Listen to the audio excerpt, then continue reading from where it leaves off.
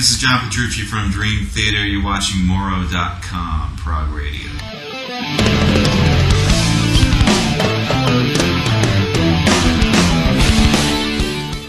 Well, the changes that we're definitely feeling is that there is more of a record label presence. There is a lot more involvement. All the people at the label are very much on the same page as far as recognizing that this project is something that they could push further and further, and I think they're doing a fantastic job. The whole lead up to the album's release was like we've never had before. I mean, we had different internet campaigns, and we did a video, and when the album came out, it debuted at 19 on the U.S. Billboard chart. So that was the first time that we ever had a top 20 album in our career. So they've been wonderful so far.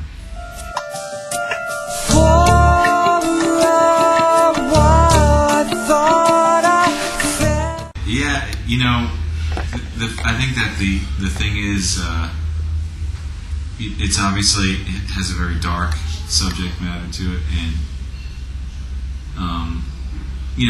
it's all fiction, it's all fantasy, it's made up stuff. It's not anything people should take too seriously, and it's just a lot of fun to write in that style, because the music, I think, was dark and dramatic, and I think lent itself to that type of writing.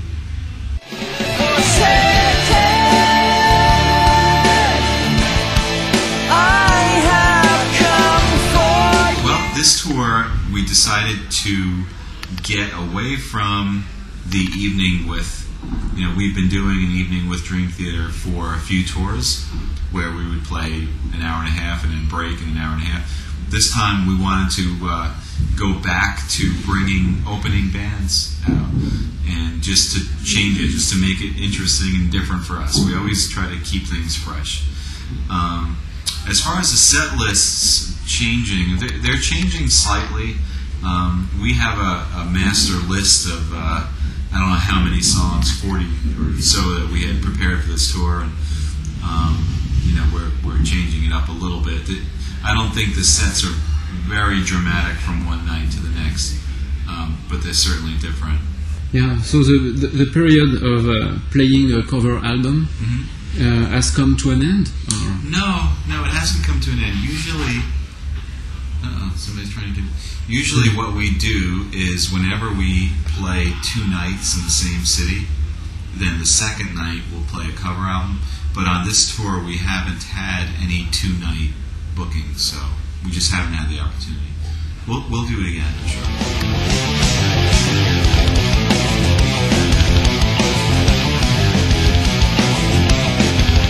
A live CD of each show?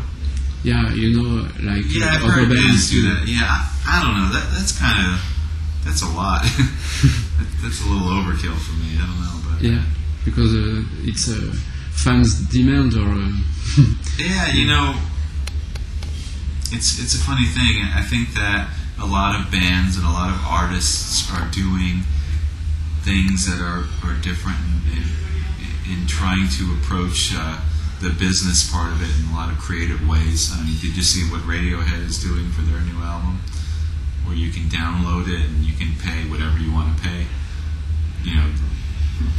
Artists are trying all different techniques for marketing and getting music out there. As far as having a live CD for every album, I don't know. I think that's a little too much, if you ask me. I'm not really interested in that. So. I'm going to serenity, way out of my control.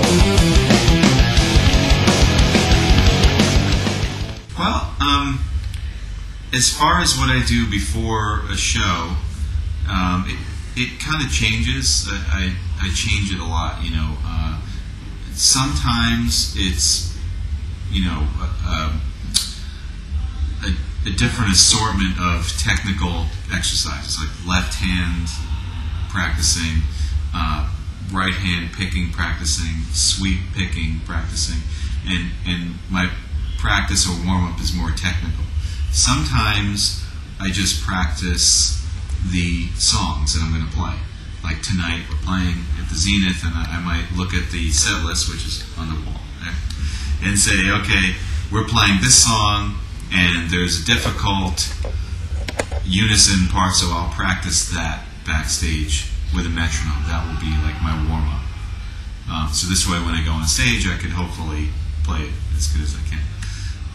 At home, my playing is probably less of that, and it's kind of more for fun. It's more like, I don't have the pressure of the gig, and I love to play guitar, so I just pick up the guitar, and it's kind of more improvisation and more songwriting and more just playing the guitar to have fun.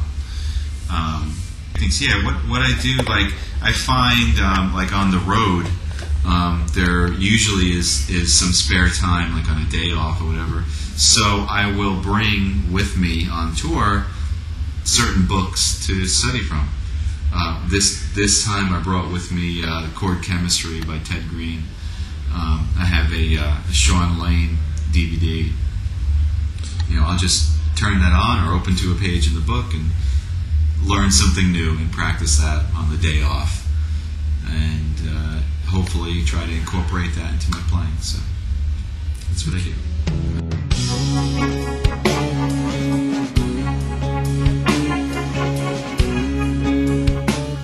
Yeah, it's very interesting. I mean, there are a couple of different parts of it that are interesting. One is just the terminology, the medical terminology, and it's very what's the word? It adds to it has really good imagery. When you quote some of the medical terms and things that are associated with mental illnesses and different diseases of the mind. It just the word choices are, I find, actually very poetic and very much lending itself to lyric writing.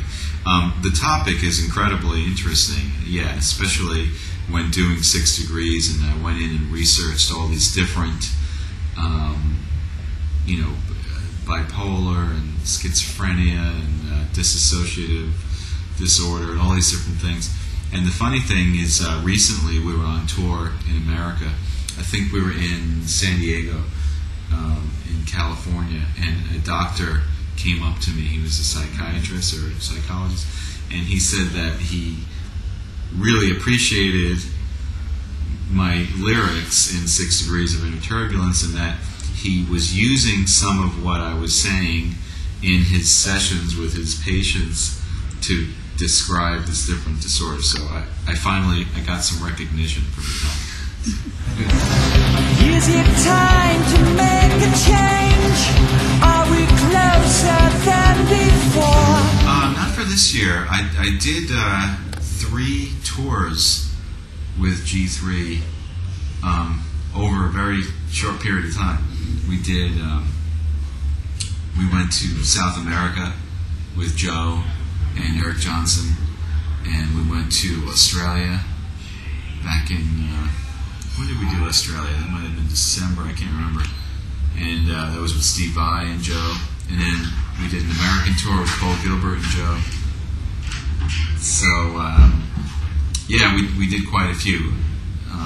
Right now, I'm on tour with Dream Theater, so I don't really have time to do one, but if one comes up, I would love to do it.